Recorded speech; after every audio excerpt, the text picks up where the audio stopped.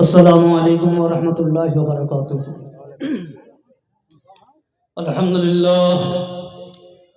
لله نحمده ونستعينه ونستغفره ونؤمن به ونتوكل عليه ونعوذ بالله من شرور أنفسنا ومن سيئات أعمالنا.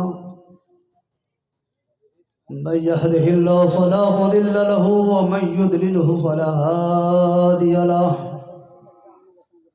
ونشهد أن لا إله إلا الله وحده لا شريك له، ونشهد أن سيدنا ومولانا محمد صلى الله تعالى عليه وسلم. أما بعد فقد قال الله تبارك وتعالى في القرآن المجيد والفرقان الحميد. فأعوذ بالله من الشيطان الرجيم. بسم الله الرحمن الرحيم.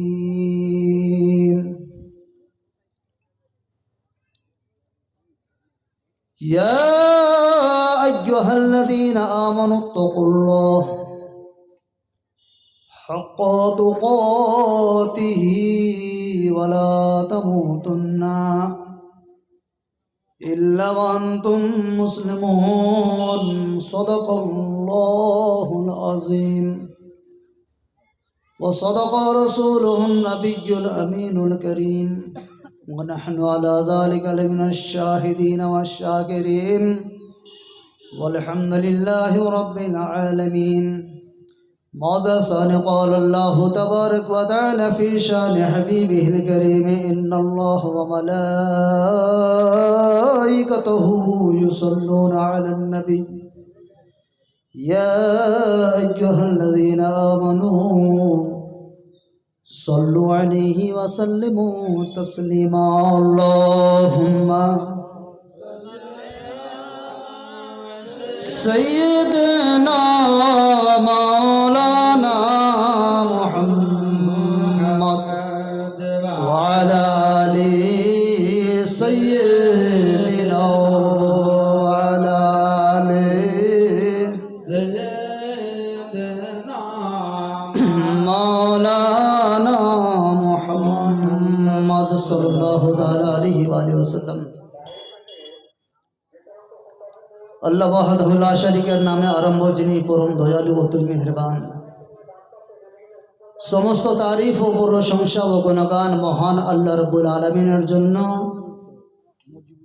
যিনি এক, ওয়াহদাহু লা শারীক, যার কেউ দ্বিতীয় কেউ শরীক ও সাথী নেই। সেই ওয়াহদাহু লা শারীকের হাজার হাজার শুকরিয়া, যিনি আমাদেরকে এই পবিত্র মাহফিলে আসার তৌফিক দান করলেন।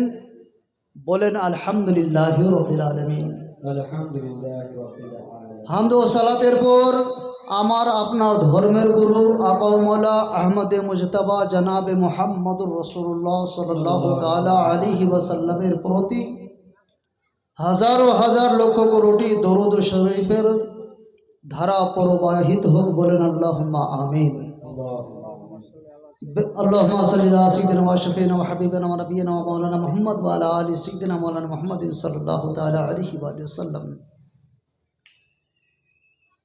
বিরাদর ইসলাম, 10 মিনিটে কোনো বক্তব্য ইনশাআল্লাহ হয়তো রাখা যায় না, কিন্তু সময় সকলের জন্যই খুব সংকীর্ণ আছে কি না? সংক্ষিপ্ত সময় খুতবা যে পাঠ করা হয়েছে, একে যদি সুন্দরভাবে যদি মানেটা বুঝাতে হয়, কম করে আধ ঘন্টা 1 ঘন্টা দরকার আছে।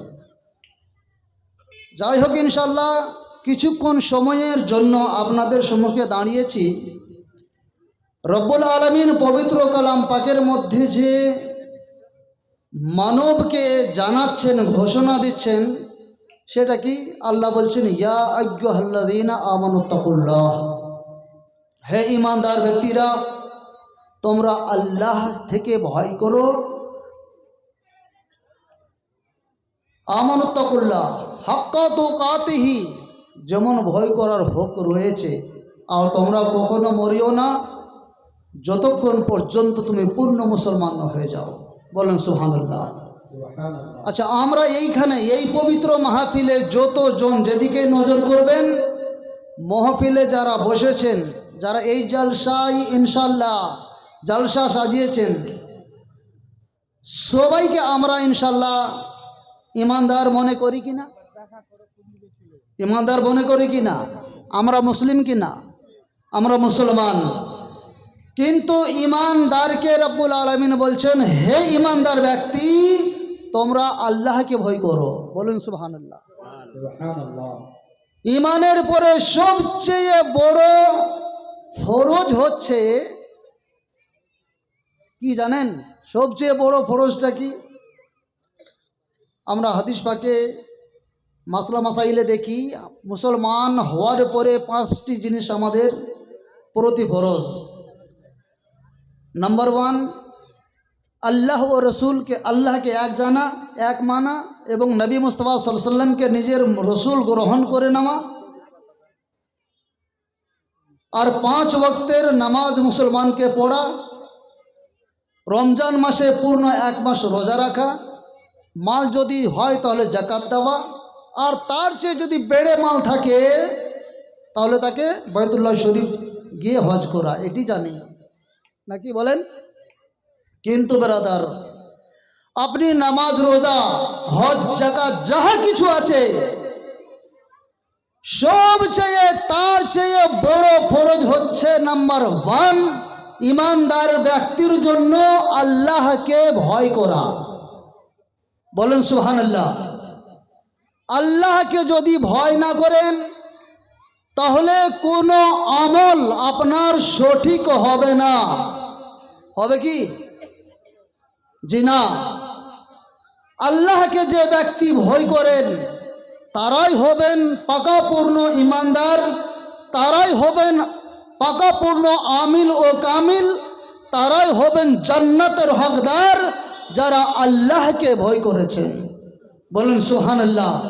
তাহলে আমরা কি করে ভাববো যে আমরা আল্লাহকে ভয় করি? মুখে আমরা অনেকে কেউ দাবি করি যে আমরা আল্লাহকে ভয় পাই, আল্লাহ থেকে ভয় করি, কিন্তু বেরাদারুল ইসলাম, ভয় শুধু মুখে বললে হয় না, ভয় শুধু মুখে দাবি করলেও হয়ে যায় না। ভয়কে যদি পরীক্ষা করতে হয় তাহলে আল্লাহর সেই মহা ব্যক্তিরা যিনারা এই পৃথিবীর দুনিয়ায় ছেড়ে সরজমিনে মাটিতে জিনাদেরকে ইনশাআল্লাহ তাআলা বুজরুগানের দিনকে দাফন করা হয়েছে, যার দাফনের পরেও তার ইতিহাস জীবিত আছে। বলেন সুবহানাল্লাহ। ওনারা আল্লাহকে ভয় করেছেন। আল্লাহর ভয় কেমন হয়? আজ আমরা গুনাহ করছি কি না? নামাজ জেনে শুনে পড়ি না, এটা আল্লাহকে ভয় করা হলো? বলেন, আল্লাহকে ভয় করা হলো? জেনে শুনে নামাজ পড়ি না, জেনে শুনে মিথ্যা বলি, জেনে শুনে নাজায়েজ কাজ করি, জেনে শুনে আমরা মিথ্যা বলি, জেনে শুনে শরাব পান করি, জেনে শুনে আমরা সুদ খাই, তাহলে এইগুলোকে আল্লাহকে ভয় করা হলো? জি না, একে ভয় বলা হয় না। ভয় কিরূপ হয়? আল্লাহু আকবার। ভয়ের তুলনায় একটা ইনশাআল্লাহ ইতিহাস আপনাকে এই 10 মিনিটের মধ্যে, যে আমার বক্তব্যের সময় 10 মিনিট, এই 10 মিনিটের মধ্যে একটা ইতিহাস শুনেন যে আল্লাহকে ভয় কোন ব্যক্তি করেছেন আর কিরূপ করেছেন। আল্লাহু আকবার, সুবহানাল্লাহ। হযরতে বনি ইসরাইলের যুগে হযরতে मूसा আলা নবী ইসরাত ওয়া তাসলিম, যার টাইটেল কলমাতে পাওয়া যায় লা ইলাহা ইল্লাল্লাহ मूसा कलीमुल्लाह। मूसा कलीमुल्लाह আলাইহিস সালামকে কালিমুল্লাহ কেন বলা হয়? এই জন্য যে আল্লাহর সঙ্গে উনি কথা করতেন, বলতেন। বলুন সুবহানাল্লাহ। কি বলতেন? কথা বলতেন।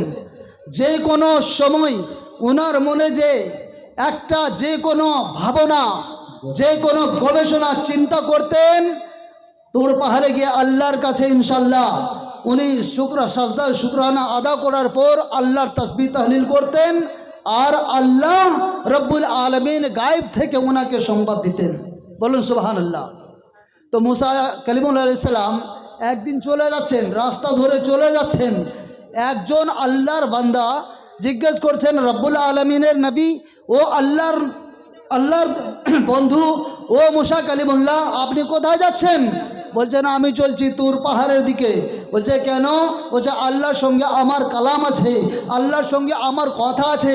বলছে হুজুর গো, আপনি আমার একটা কথা নিয়ে যান, আমার মনে যে কথাটা আছে একটা কথা আমার দিক দিয়ে আপনি প্রশ্ন করিয়েন। বলছে কি বলো? বলছে রব্বুল আলামিনের নবী, আমি আমার জীবনে যতদিন থেকে আবার আমি জ্ঞান প্রাপ্ত হয়েছি, জ্ঞান আমার হয়েছে, ততদিন থেকে আমি আল্লাহর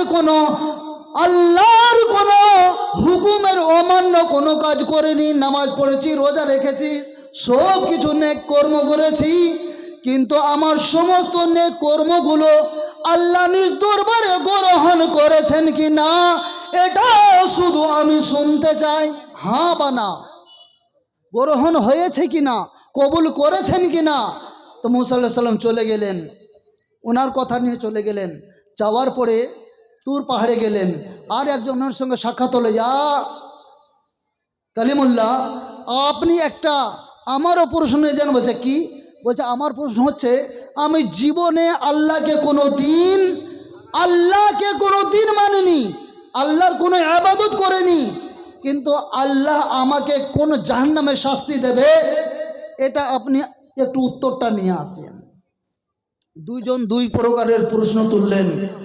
নেককারের প্রশ্ন যখন আল্লাহকে শোনালেন, হযরতে মুসা কালিমুল্লাহ আল্লাহর দরবারে ওই দূর পাহাড়ের উপরে দোয়া করছেন, রব্বুল আলামিন, আমার শহরে আমার গ্রামে একজন আল্লাহ তোমার বান্দা, যে জীবনে তোমার শরীয়ত আইন বিরোধী কোনো কাজ করেনি, একবার সম্পূর্ণ তোমাকে মেনেছে আর তোমার ভয় রেখে তোমার ইবাদত করেছে, রব্বুল আলামিন তুমি তার কি ইবাদত, তার সমস্ত আমল তুমি নিজ দরবারে গ্রহণ করেছো কি না?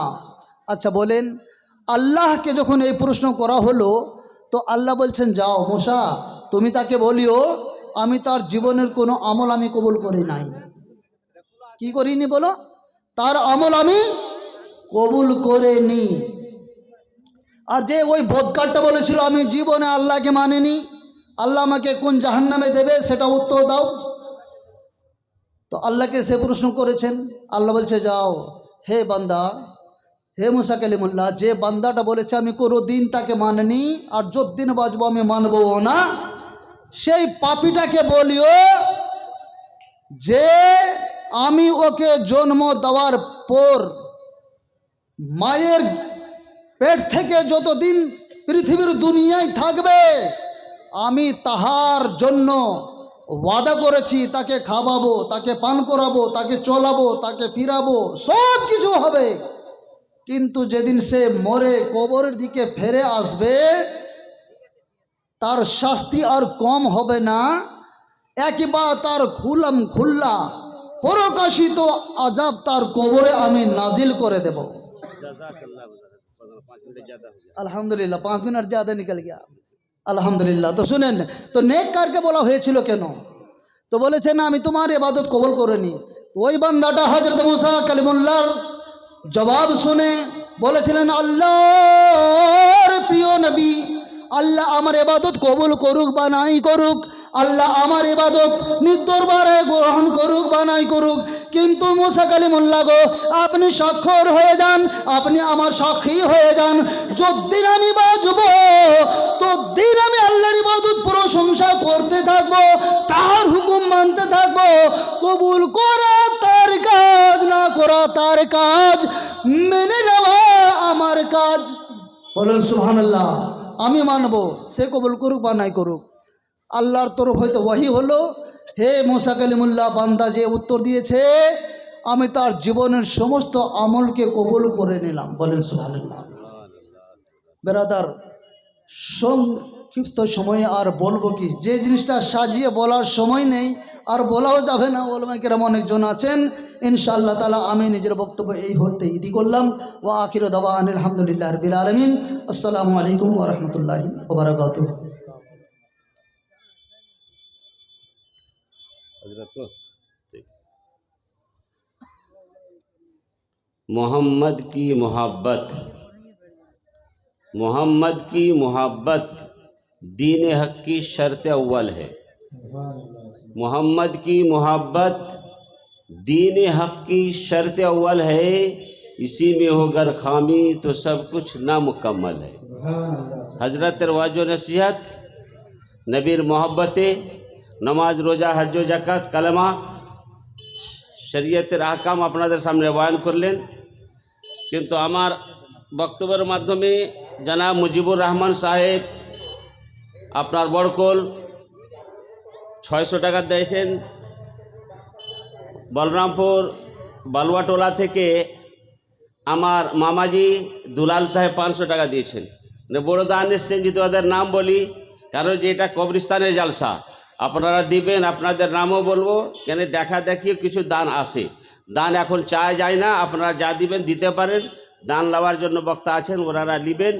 তাহলে আমি এখন নাতে পাক পড়ার জন্য নবীর আশিক ইশকে রেসালতে নবী মুহাম্মদ রাসূলুল্লাহ সাল্লাল্লাহু আলাইহি সাল্লামের আশিকের পাগল বা উনি হজরত হাফিজ ও কারি নাম জানি সাহেব শিক্ষক, ইনি আপনার ভাটরা মাদ্রাসা দারুল ইফতার শিক্ষক, উনি আসছেন। আপনারাকে না তো গজল ভালো করে 5 থেকে 10 মিনিটের ভিতরে উনি শেষ করবেন। কিন্তু একজন জীবনী বক্তা আমার পিছনে চৌদ্বার থেকে এসছেন, কিছু না বলতে পাওয়া যায়, তো উনি আপনি বাংলা নাথ খুব ভালোভাবে বলবেন। এনার পরে উনি নাথ বলবেন। 9:30টাতে বাহিরকার ডাকানো বক্তা যিনারা মধু করা গেছেন যিনারাকে, ওনারাকে আমরা নিয়ে আসতে চলে যাব আমি, বলে ইনারা বলবেন, তারপরে ওদের বাহিরকার বক্তব্য শুরু হয়ে যাবে। একবার দরুদ পাক পড়ে আল্লাহুম্মা সাল্লি আলা মাওলানা মুহাম্মদ ওয়া আলা আলি সাইয়্যিদিনা